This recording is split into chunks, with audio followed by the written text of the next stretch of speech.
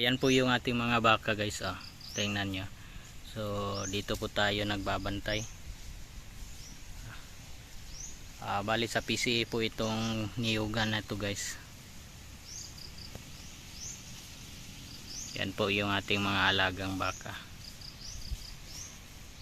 So papunta na po dito yung iba. So yan po. So magpuntahan na po sila dito. So ayan po. Yan busog na po yan.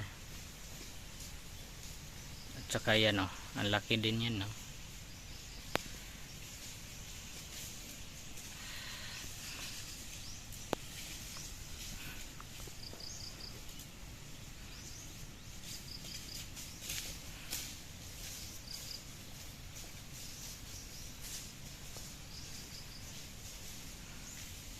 Yung iba nito nasa malayo pa.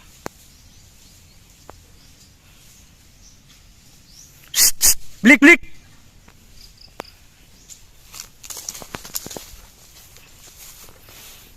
Handon sa malayo yung iba.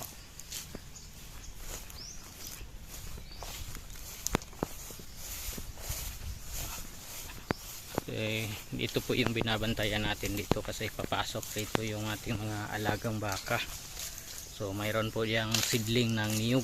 So yan po ay sa PCA.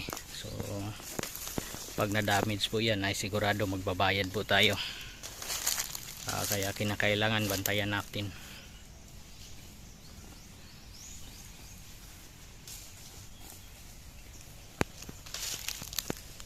So lakas kumain itong bakang to.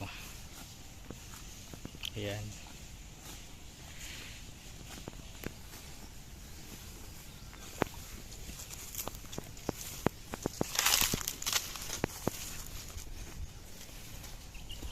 Halos araw-araw po dito po tayo nagbabantay sa mga baka na to. Kasi iniwasan po natin makadamage po tayo ng mga pananim. Kasi pag nagkaganon ay sigurado wala po tayong sasahurin.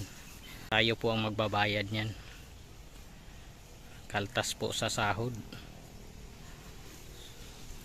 Yan po. Gandang inahin to.